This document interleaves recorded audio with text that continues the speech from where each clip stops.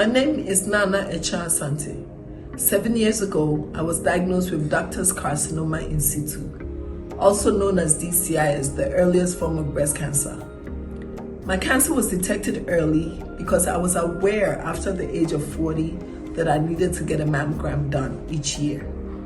At every encounter I had with my doctor, they screened me for breast cancer.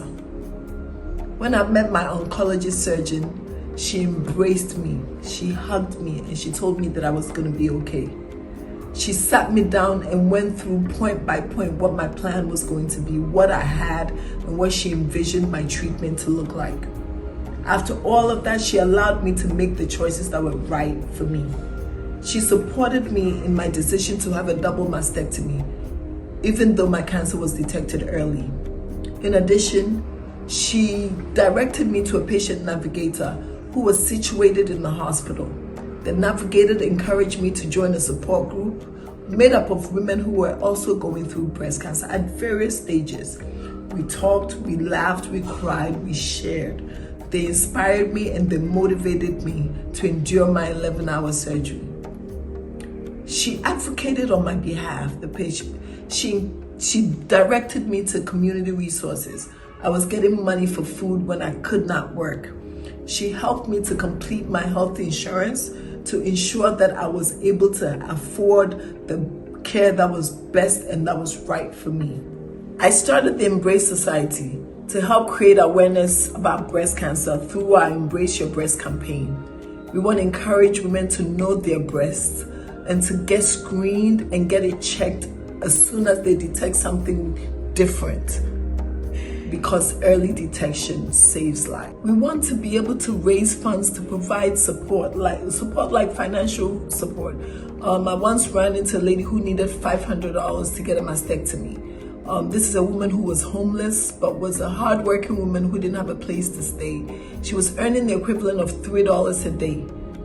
With $500, we were able to get her mastectomy and then find additional funding to get a place for her and her 2 kids to stay.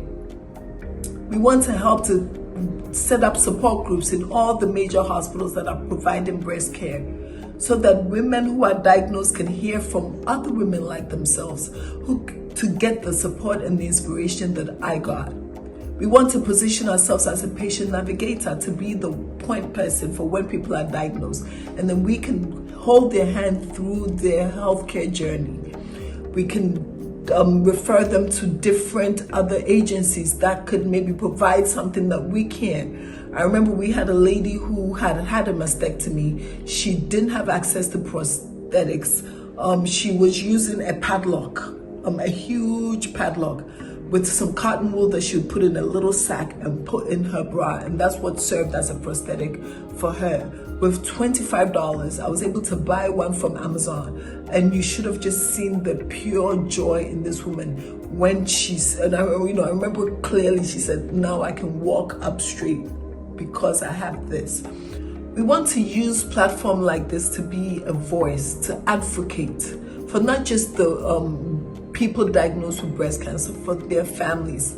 As a nurse, as somebody who's sat on the board of a hospital in Ghana, I understand and appreciate the challenges that our healthcare system goes through. I understand what the policymakers, with their best intentions, the constraints, especially financial, that they come across.